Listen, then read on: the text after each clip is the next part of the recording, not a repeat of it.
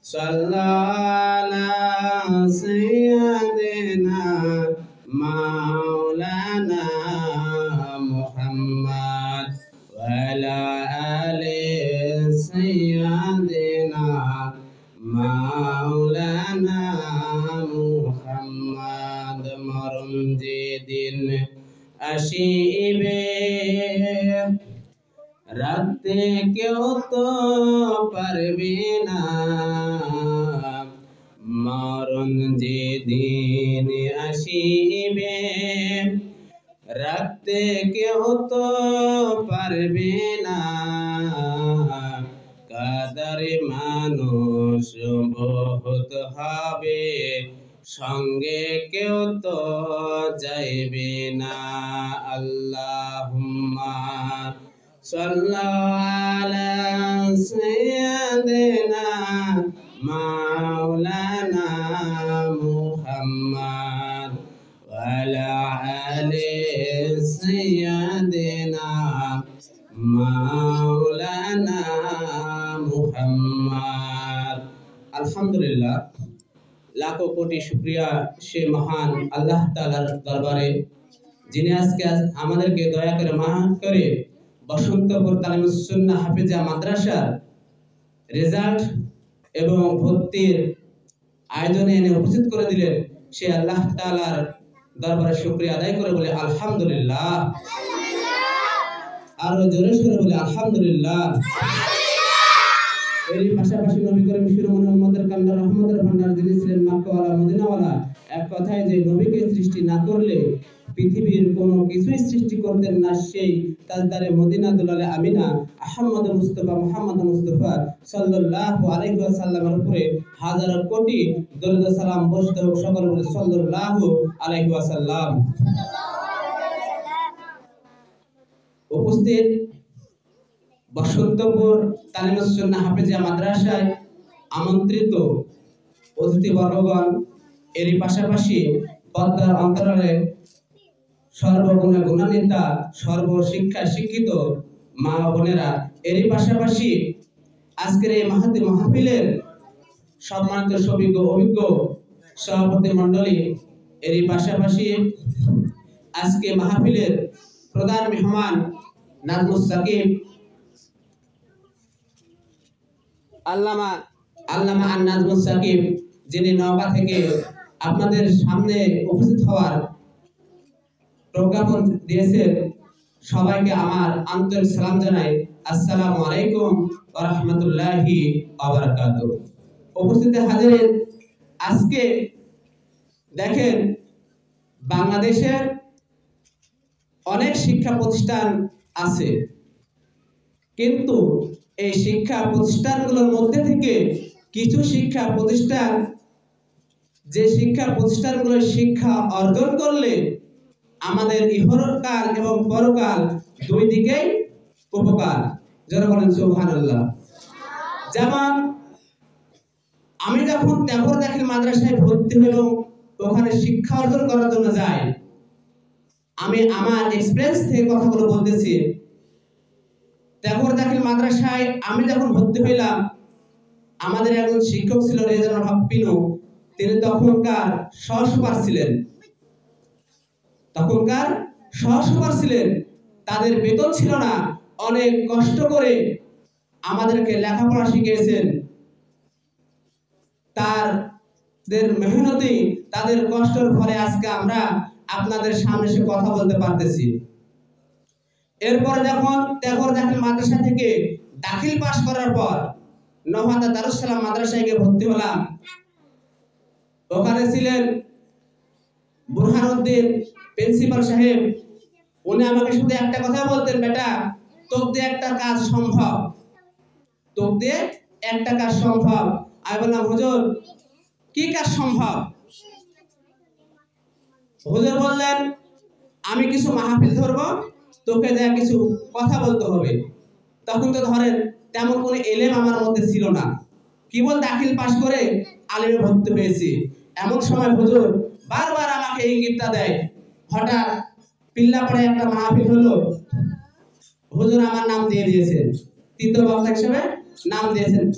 হুজুরের কথা রক্ষার্থে যে এরকম চেয়ারে বসে আমি কথা বলতে পারতেছি না, শুধু থরথর করে কাঁপতেছি। এমন সময় হুজুর বলতেছে, বেটা তুই যদি এরকম থরথর করে কাঁপিস তাহলে কোনোদিন ওয়াজ করতে পারবি না, কোনোদিন মঞ্চে দাঁড়িয়ে কথা বলতে পারবি না। এই যে আমাকে যে সাহসটা দিল সেই দিন, এখন দেখেন আমি আপনাদের সামনে কথা বললে আমার ভিতর আর কাঁপে না, আমার সাহস হয়ে গেছে কথা বলে বলে।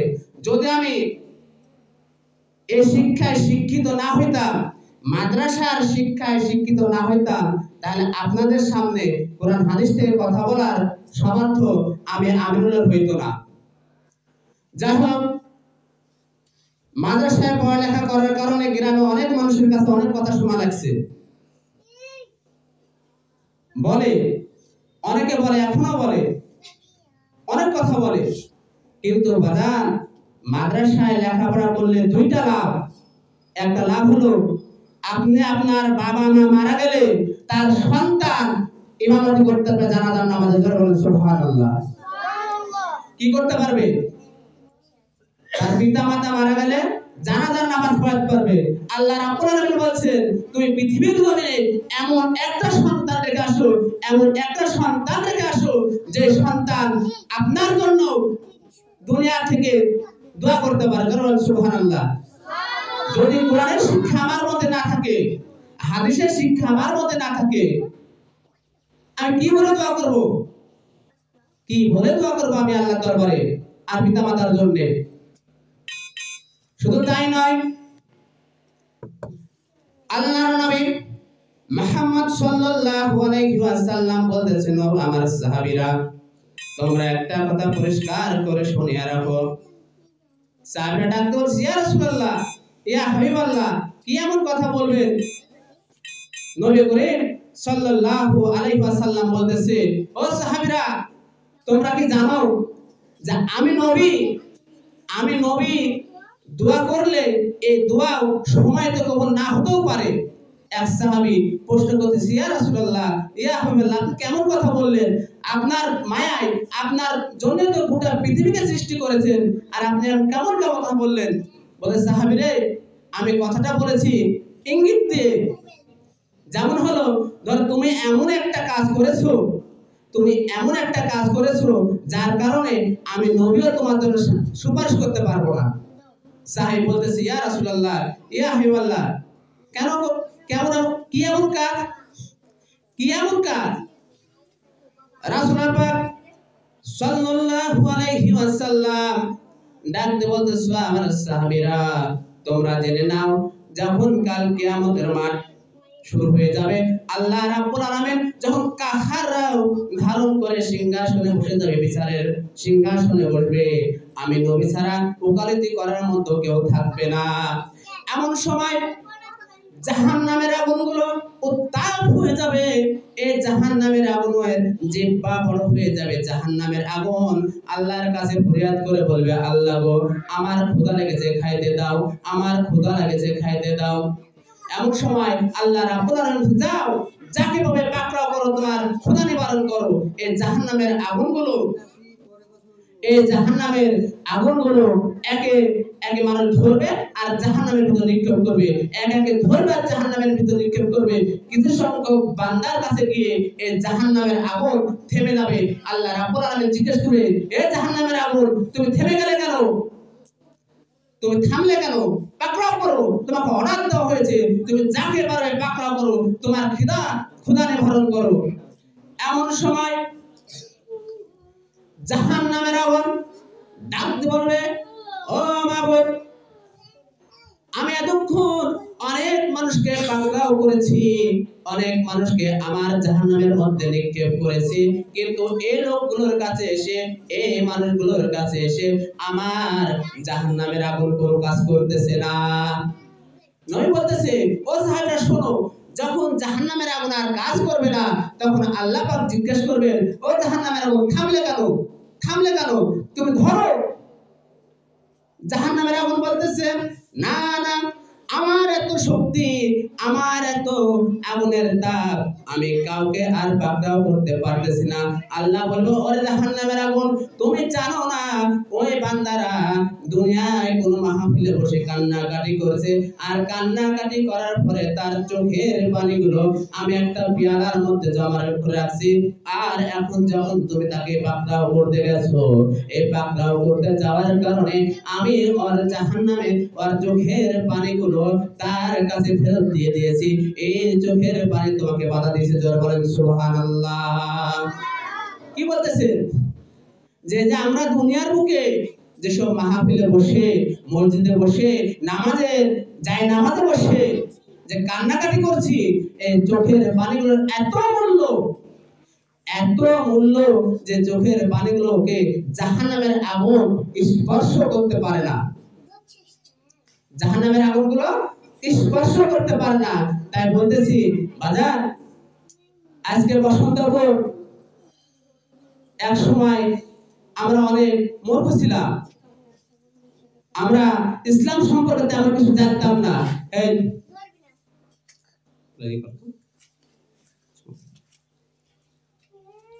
এখন যখন আমাদের গ্রামে একটা অবহেলার একটা পাত্র ছিল, অবহেলায় ছিল, এই বসন্তপুর কোনো প্রতিষ্ঠান ছিল না। 2001 সালে প্রাইমারি স্কুল আমাদের এখানে প্রতিষ্ঠা হয়েছে। এরপরে দেখেন, তারপরে মাদ্রাসা হলো, কিন্তু আমাদের এই গ্রামটা এতটাই পিছিয়ে ছিল, গত বছর যখন শুনলাম আমার ভাস্তা হাইবুল্লাহ এখানে মাদ্রাসা করবে, তখন কিন্তু আমরা মনে মনে বললাম যে না, অনেকদিন পর এই বসন্তপুরে হয়তো কোরআনের ফুল ফুটতে পারে, যদি আমরা গ্রামের লোক সহযোগিতা করি। তাইলে যদি গ্রামের লোক সহযোগিতা না করি, একটা লোকের পক্ষে, উদ্যোক্তার পক্ষে সফলতা হওয়া কখনোই সম্ভব না। যাই হোক, আমাকে কিছু কথা বলার জন্য বলেছে যে এই মাদ্রাসা শিক্ষা লাভ করলে কি হবে। মাদ্রাসায় শিক্ষা অর্জন করলে কয়েকটা উপকার আছে। যেমন ধরেন, অনেকে বলে দেখো মাদ্রাসায় পড়ে আজকে ভিক্ষা করতে আসছে। বাবা, ভিক্ষা কিন্তু আমার স্বার্থে আমি করি নাই, না আমার স্বার্থে করছি, আমার স্বার্থে না, মাদ্রাসার স্বার্থে। একটা এতিম প্রতিষ্ঠান, মাদ্রাসা, মসজিদ, এগুলো হলো এতিম প্রতিষ্ঠান।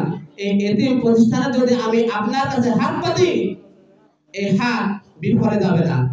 আর একটা কথা হলো যে মাদ্রাসায় শিক্ষা অর্জন করে নাকি চাকরি বাকরি হয় না, এটা ভুল কথা। অনেক ভালো ভালো জায়গায় মাদ্রাসার সার্টিফিকেট ধারে অনেক শিক্ষার্থী আছে, ভালো ভালো জায়গায় চাকরি করছে। তারপরে দেখেন, আপনি মাদ্রাসায় লেখাপড়া করে কোরআনের শিক্ষা অর্জন করলে আপনি রাস্তাতে হাঁটে যাবেন, একজন হাই স্কুলের ছাত্র, জেনারেল এডুকেশনের ছাত্র যদি হেঁটে যায়, তাকে যদি সালাম না দেয়, একজন মাদ্রাসার ছাত্র যদি রাস্তাতে হেঁটে যায়, তাকে প্রাধান্য দিয়ে তাকে সালাম দেয়। সুবহানাল্লাহ। এই যে একটা শিক্ষা আমাদের কাছে আসছে যে সালামের প্রথাটা চালু হয়ে গেল। রাসূল পাক সাল্লাল্লাহু আলাইহি সাল্লাম বলেছেন, যদি একজন আরেকজনকে, একজন মুসলমান হয়ে আরেকজন মুসলমানকে সালাম দেয়, তাহলে 10টা নেকি পাওয়া যায়। কয়টা নেকি পাওয়া যায়? 10টা নেকি পাওয়া যায়। আমরা যখন মাদ্রাসায় আমাদের সন্তানগুলোকে শিক্ষা অর্জন করতে দেওয়ার জন্য, শিক্ষার জন্য দিয়েছি, তখন সর্বপ্রথম কিন্তু এই সন্তানগুলোকে সালামের সবক দেওয়া হয়। কি দেওয়া হয়? সালামের সবক দেওয়া হয়। দেখেন, আপনাদের সন্তান যারাই মাদ্রাসায় লেখাপড়া করে, বাসায় থেকে যখন বের হয়, খাবার খেয়ে সকালে দুপুরে যখন বের হয়, তখন কিন্তু একটা কথা বলে আসে, আব্বু আম্মু মাদ্রাসায় গেলাম, আসসালামু আলাইকুম, বলে না? বলে। তাইলে এই যে একটা স্কুলের ছাত্র কিন্তু এই কথাটা বলে বের হয় না, যাবো স্কুলে চলে গেলাম, এই পর্যন্তই শেষ। কিন্তু মাদ্রাসায় দেওয়ার পর তাদের আদব আকীদা এতটুকু ভদ্র হয়ে যায়। কি হয়? ভদ্র হয়ে যায়। তাই তো কবি রাখতে বলেছে, মাগো আমি পড়বো না আর হাট্টি মাটিম টিম, মাদ্রাসাতে গিয়ে পড়বো আমি আলিফ লাম আর মিম। কবি কি বলতেছে? বলতেছে, মাগো আমি পড়বো না আর হাট্টি মাটিম টিম, মাদ্রাসাতে গিয়ে পড়বো আমি আলিফ লাম আর মিম। তাইলে এই যে আলিফ লাম আর মিম পড়লে কি হয়? আমাদের গুনাহ খাতা মাফ হয়, নেকির খাতা ভারী হয়। জোরে বলেন সুবহানাল্লাহ। তাহলে মাদ্রাসায় লেখাপড়া করলে আমাদের লস না লাভ? তাইলে আসেন আমরা সব দিক দিয়ে মাদ্রাসায় লেখাপড়া করলে সব দিক দিয়ে আমরা উপকৃত, সব দিক দিয়ে আমরা উপকৃত। একটা মাদ্রাসার ছাত্রদের কখনো আপনি যদি একজন মাদ্রাসা ছাত্র সুশিক্ষায় শিক্ষা গ্রহণ করে তার দ্বারা অন্যায় হতে পারে না। যার ভিতরে কোরআন আছে, যার সিনার মধ্যে আল কোরআন, তার দ্বারা কখনোই অন্যায় হতে পারে না। আল্লাহর হাবিব মুহাম্মদ সাল্লাল্লাহু আলাইহি সাল্লাম আবু যর গিফারিকে ডাক বলছে, আবু যর গিফারি, আজকে মদিনার প্রত্যেকটা অলি গলিতে আমি যাইতে চাই। আবু যর গিফারি বলতেছে, ইয়া রাসূলুল্লাহ, রাত্রে ইশার নামাজ পড়ে আপনি কি আমার একটা ঘোষণা দিলেন, সমস্ত সাহাবী বাসায় চলে গেছে, এখন আপনি অন্ধকারের মধ্যে, এমনি তো মদিনার মধ্যে আপনার অনেক শত্রু, এই শত্রুর মধ্যে আপনি কেন রাতের অন্ধকারে এই মদিনা শহরের অলিগলি খুঁজবেন, অলিগলি ঘুরবেন?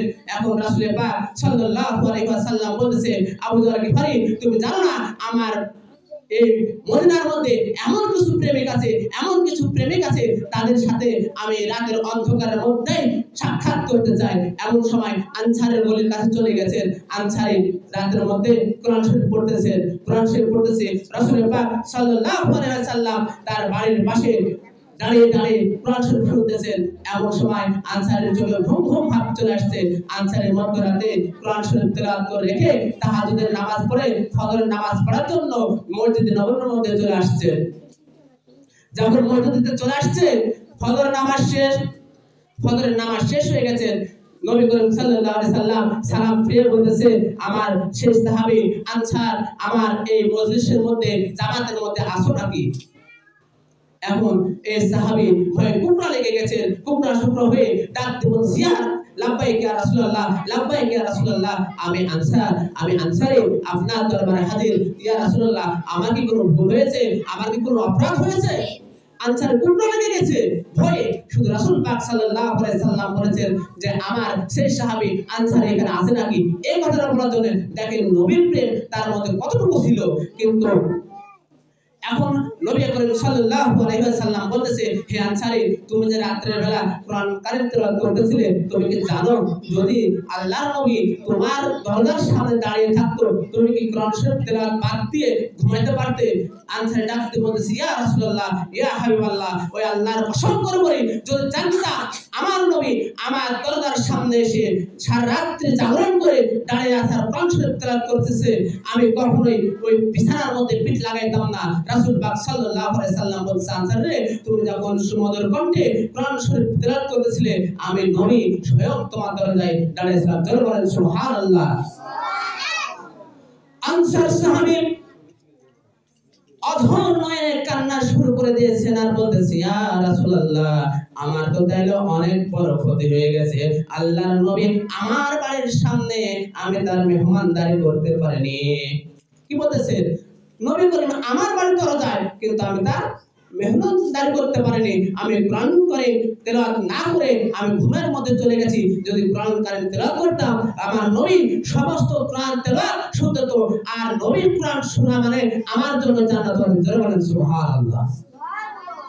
তাই দেখেন, এই যে মাদ্রাসার কচি কাঁচা বাচ্চারা অনেক রাত্রে কিন্তু এরা ঘুম থেকে ওঠে, রাত্রে 2টা 3টার মধ্যে ঘুম থেকে ওঠে, এই ঠান্ডা পানির মধ্যে ওযু করে তারা কিন্তু কোরআন শরীফ তেলাওয়াত করে। তাদের এই যে কোরআন শরীফ তারা তেলাওয়াত করতেছে, যে শিক্ষকগণ আছে, যে হুজুরগুলো আছে, তাদের যেমন কষ্ট হয় ঠিক তেমন কষ্ট এই ছোট ছোট বাচ্চাগুলোর হয়।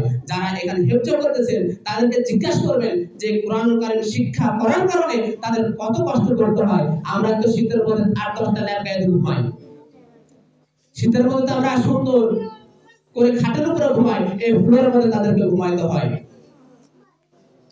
তারপরও এই কোরআন কারীম শিক্ষা করার পর আমাদের নামে অনেক কিন্তু অপবাদ আছে, আসে না? যাই হোক,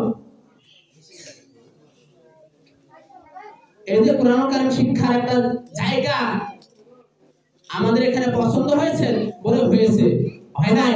এখন আমি যদি একাই একটা উদ্যোক্তা হই আর আপনারা যদি সাহায্য না করেন, সহযোগিতা না করেন, তাহলে কিন্তু প্রতিষ্ঠান চালানো আমাদের পক্ষে সম্ভব হবে না।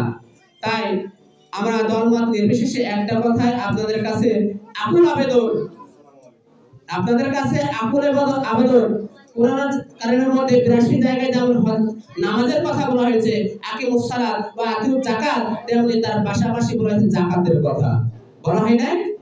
এই হলো নামাজের পাশাপাশি যাকাতের কথা, তাই না? তাহলে যে এই যাকাত আমরা সঠিক যদি বন্টন করি, আমাদের কাছে একটাও কিন্তু ভিখারি থাকবে না, ভিখারি থাকবে না। যেমন সৌদি আরবে ভিখারি খুঁজে পাওয়া যায় না, যাকাত যে নিবে সে লোকটা নাই। সৌদি আরব এখন বাইরের দেশে যাকাতের টাকা চলে যায়। সৌদি আরবে একটা বেকারত্ব ভাতা দেওয়া হয় 80,000 টাকা, বেকারত্ব ভাতা 80,000 টাকা।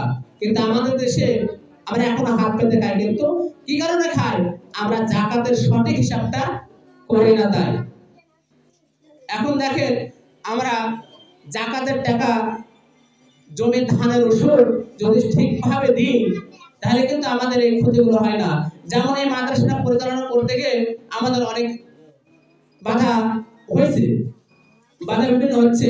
এবং ধরেন যে কথা আমি বলতে চাচ্ছিলাম না, তারপরে যখন মাথার মধ্যে চলে আসছে, আমি আজ থেকে 1 মাস আমি গ্রামে জুমা নামাজ খুব কমই পড়ি, আমি থাকি না, যেহেতু শুক্রবার আমি নজিপুর থাকি। তাই হঠাৎ একদিন ছুটি নিলাম, মসজিদে নামাজ পড়তে আসে, শুনলাম যে আমাদের মাদ্রাসার অনেক ঋণ আছে, প্রায় 80,000 মতো, তাই না? প্রায় 80,000-এর মতো। কিন্তু দেখেন, আমরা যতগুলো অভিভাবক আছে, ছাত্র অভিভাবক কিন্তু আমরা অনেক আছি, প্রায় 80 জন মতো ছাত্র, না হতো প্রায় 80টা ছাত্র। যদি 80টা ছাত্র অভিভাবক মাসিক চাঁদা দিই, 50 পারেন 100 পারেন চাঁদা দিই, তাহলে কিন্তু আমাদের এই ক্ষতিটা, এই বকেয়াটা যে ঋণ আছে মাথার উপর, সেই ঋণটা কিন্তু অনেক কমে যায়, তাই না?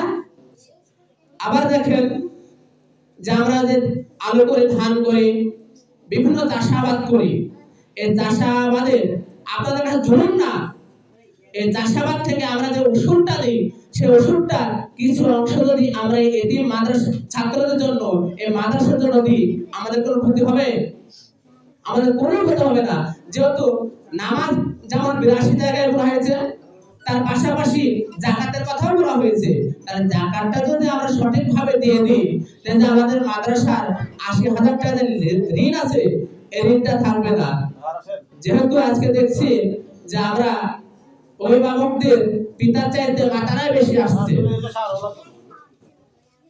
অভিভাবকের গার্জিয়ানরা মহিলাই বেশি আসছে। সুতরাং আমি কার কাছে কি বলবো, কার কাছে চাইবো? চাওয়ার কিছু নাই।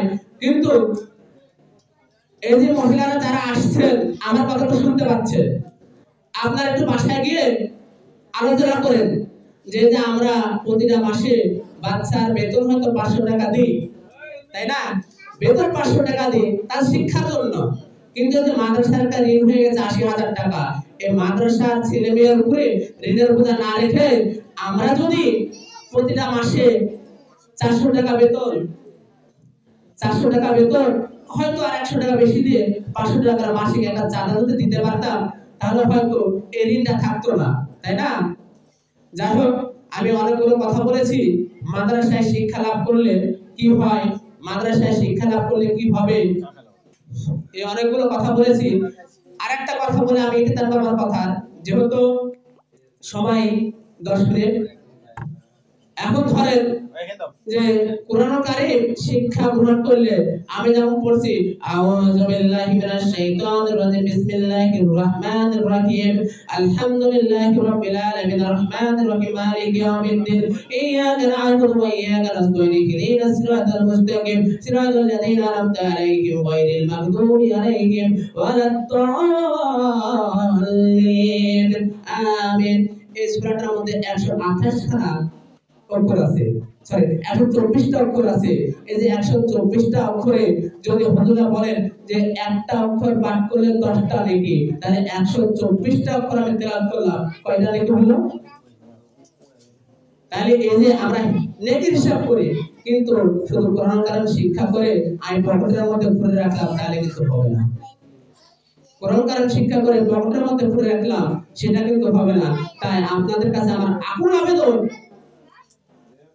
এই যে আমি এতগুলো কথা বললাম, আমরা বলি মাঝে মধ্যে বিভিন্ন মঞ্চে যখন ওয়াজ করতে যাই তখন বলি যে আমরা বলের পাঠানোর মতো বকি, আর আপনারা যারা শুনতে আসছেন এক কানে শুনে আর এক কানে বের করে দিই না, এই কাজটা করেন না। আমি অনেকগুলো আপনাদের আমলের কথা মানে নিয়ামতের কথা বলে দিয়েছি।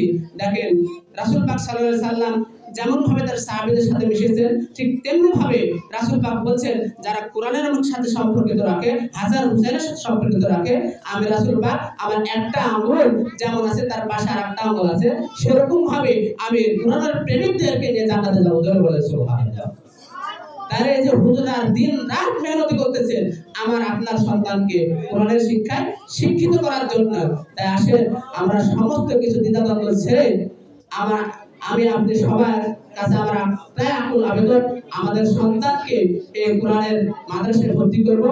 আর আমি একটা কথা বলেছি যে মাসিক যেটা বেতনের সাথে যদি আপনাদের চাঁদা কিছু টাকা ধরাই দিতেন হয়তো এই ঋণটা থাকতো না। এ বলে আমার কথা আমি ইত্যাদি আলহামদুলিল্লাহ রাব্বিল আলামিন। আসসালামু আলাইকুম ওয়া রাহমাতুল্লাহি ওয়া বারাকাতুহু।